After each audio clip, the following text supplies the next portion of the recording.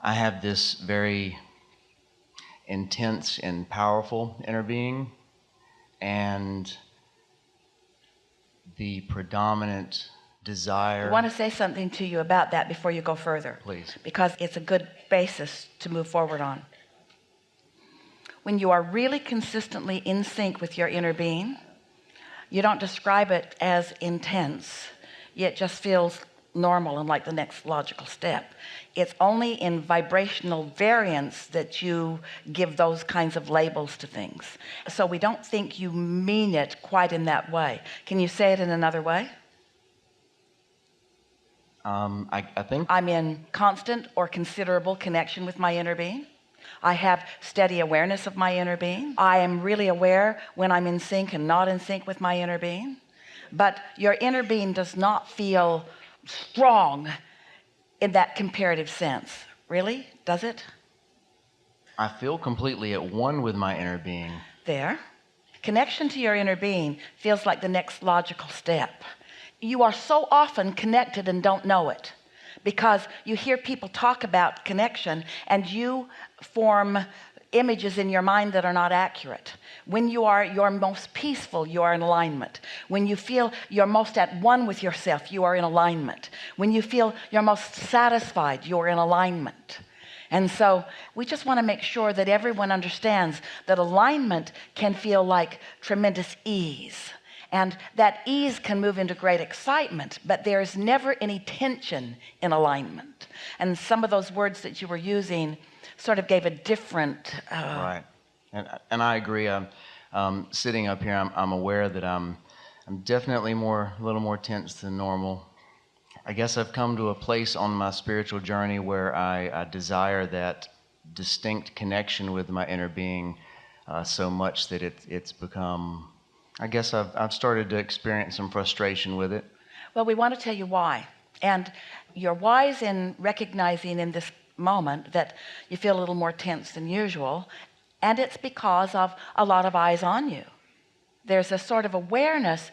In other words, when you think about your relationship with your inner being, and you don't consider for a moment how anybody else plays into that, it's just you and your inner being, then it's easy.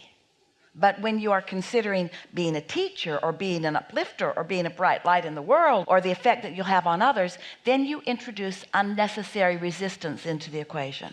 That's all it is. Okay. That's all it is. Your relationship is solid until you consider someone else's awareness of it. Oh, okay. So there's still a little bit, and it's true of almost everyone, there's still a little bit of competitive feeling of wanting to manifest something that's visible to others. It may be helpful for you to just decide that your joy about your life is all that you care about being visible to others. And of course, lots of other manifestations will follow. You don't want to be the richest person, you just want to be the happiest person. And you don't want to be the most clever person, you just want to be the happiest person. You just want to be having a really good time. And you don't want to be the smartest person, you just want to really see wonderful things in that person and that person and that person. You see what we're getting at? It's sort of letting the trappings of the physical world take a lesser important place while the trappings of alignment come more to the forefront and matter more to you. It's not easy to be in this physical body and not have awareness of how others are thinking and feeling about you. But you got to get over that because they are not trustworthy.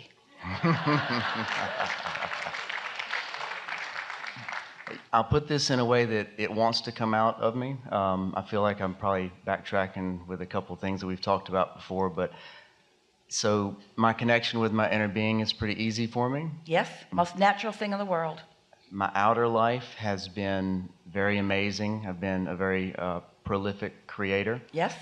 As a martial artist, a rock climber, et cetera, et cetera. Yes. I've been very successful, and my Yes. inner being is the reason for that. And what's been driving you with all of that has been an inner desire, not the way others are revering you? No question, yes. Good.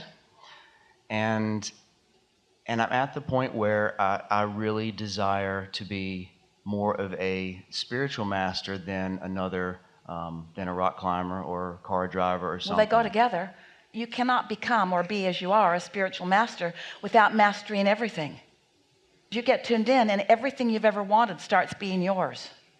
You can't say, oh, hold off on that good stuff. Right. And just because at one time you maybe needed it more for effect and now you don't, doesn't mean it won't still come. Okay. I've mentioned When we say abundance, we mean all of it. that Abundance actually of helps all a lot. things. Yeah.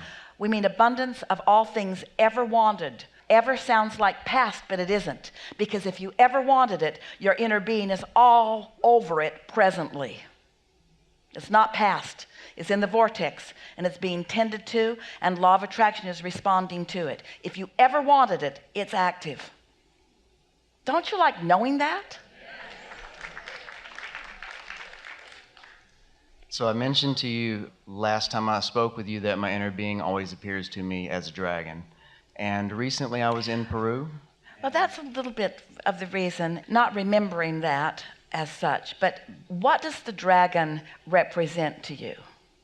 If you were to define it through your physical awareness, what does a dragon represent to you? I wish I knew. I mean, Esther saw one in her dream last night. Ah, very Yeah. nice. Romping through a neighborhood. She could hear the thunder of what sounded like a stampede. And in her dream, she translated it to be deer and maybe a moose or two that were thundering down this dirt road. And she was with friends, and she said, let's just get out of the way, because if this herd is as big as I think it is, it would be good for us to step out of the way and give it plenty of room. And in the lead was a dragon. Wow. Wow. And Esther said, whoa, Wow. better get out of the way of that dragon, until she realized that it was joyously romping and leading the herd. Interesting, don't you think? Very interesting, yeah. Yeah. Yeah, I would say that romping and leading the herd is a good description. Yep. Um, Powerful, yeah, very. inspiring, infectious. Why would deer and moose follow a dragon anyway? It was completely illogical. And Right. yet there it was. Wow.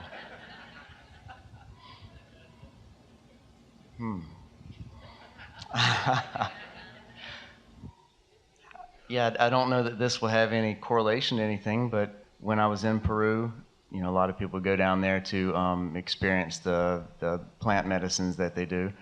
So I went down there to see what that was about.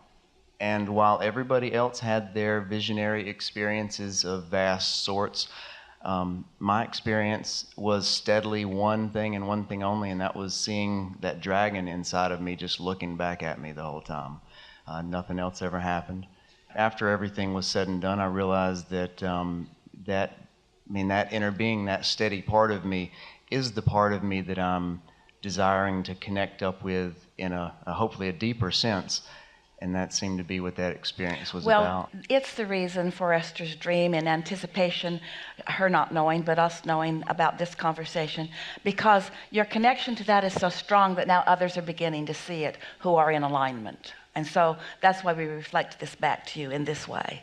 You've been the only one seeing that dragon before. Now Esther's seen it.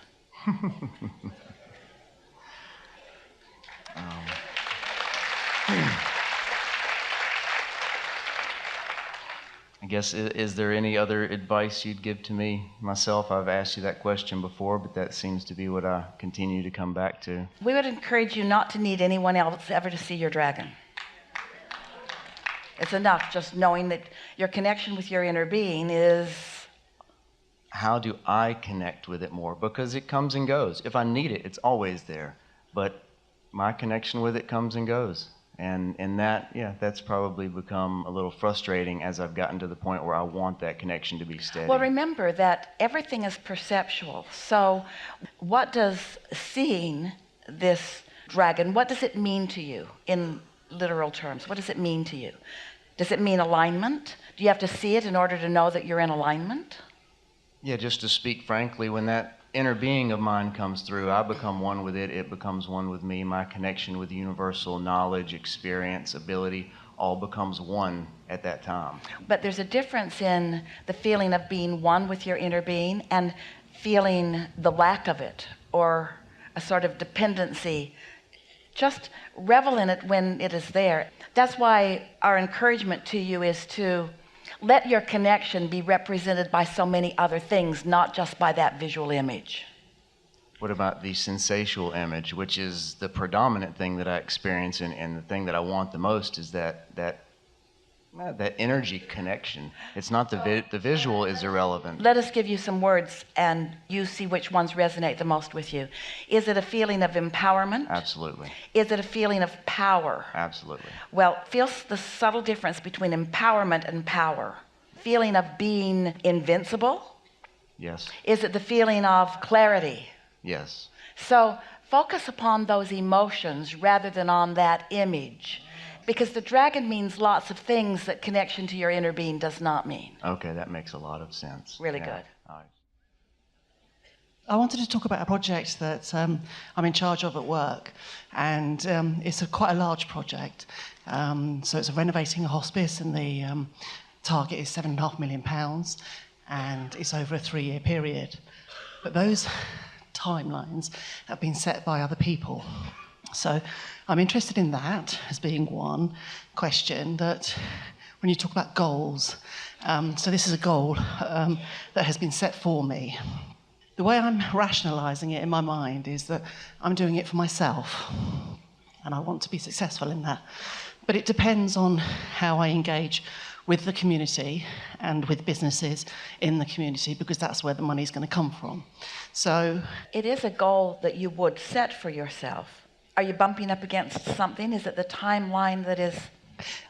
I'm interested in that other people have set that timeline, for one. So that was set before I joined the organisation. Well, sometimes people set timelines to sort of prod you along. So you have to orient it so that you don't feel prodded. Do you believe that it's a reasonable timeline? Oh, I personally believe that we can do this. A lot of people around me feel that it's extremely ambitious.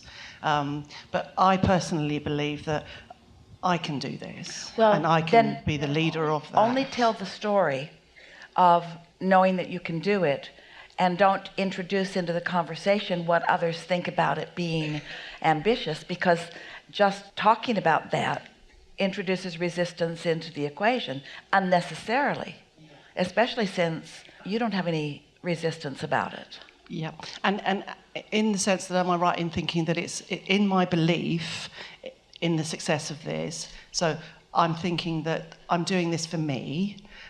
I'm going to attract the people that I need to attract. So rather than thinking that I'm doing it for the hospice, I'm almost sort of asking, is that the right way to think about it, is that I'm doing it for me? Well, you're introducing a really good subject into this forum. What this is, we talk a lot about your vortex, and we encourage you to be selfish, because you must selfishly be aware of your personal vortex and tend to your alignment in order for you to feel good and in order for you to allow the unfolding of it in the way that you want. But it's also important to acknowledge that there are a lot of people and a lot of interests of other people that you've put into your vortex. So when you say, I'm doing it for me, it is plausible that you're doing it for them and for you, and in fact that you cannot separate one from the other. And you don't have to make a big distinction about that. All you really want to do is make sure that your energy is clear. The only thing that can get in your way is wanting something that you doubt, or not being sure about what you want. It's just your alignment of thought. That's why we were encouraging, think about it being perfectly plausible, the timeline, rather than that there are people who think that it's too ambitious. So? That's cool. There's one other thing that personally I'm dealing with, but I've had many conversations. Before you go further, okay. This is personal too. Anything that you're focused upon is personal, because it calls energy through you, which you allow or do not. What could be more personal than a subject that connects you with source energy? Everything's personal. Emotion is personal, don't you think? Yes. Yes.